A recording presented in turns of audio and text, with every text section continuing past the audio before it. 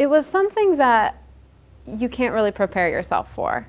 You know, I knew I was moving to a third world country, but I had no idea what I was getting myself into.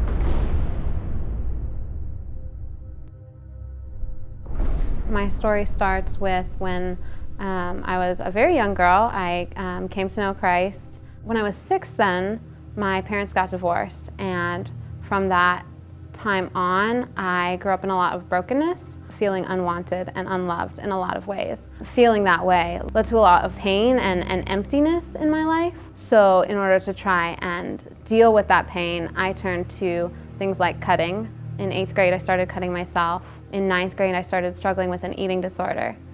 Those were just ways of trying to deal with my pain and deal with the emptiness that I felt in my life. But through all of that, I learned that God's love is the only thing that can fill up the emptiness in our life. And His healing is the only thing that can take those broken pieces and put them into something more beautiful than we can possibly imagine. And that's what gives me my heart for Haiti. I see kids that don't have food, don't have families, don't have homes. I just want to bring to them the same healing and hope that I found in Christ. My classroom in Haiti is a 10 by 12 room. We didn't have a light, we didn't have windows. Dark and hot and loud. Our temporary school is like a hodgepodge of 2x4s and plywood. Everybody can hear everybody. It's very, very loud and chaotic. 2 of my kids, they were living on the street.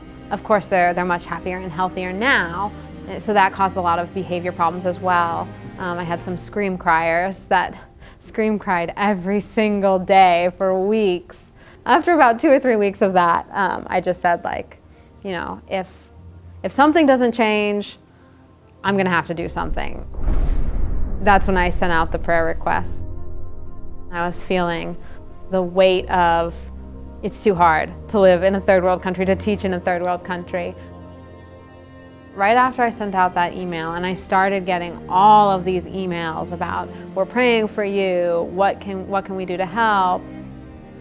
I felt like it was the church as the body of believers just coming behind me and saying, like, this is one of our own, we're not gonna let them give up, we're not gonna let them, you know, go down, we're fighting for them. If they go down, we go down. So just feeling like the army, kind of, the church just came up behind me and lifted me up.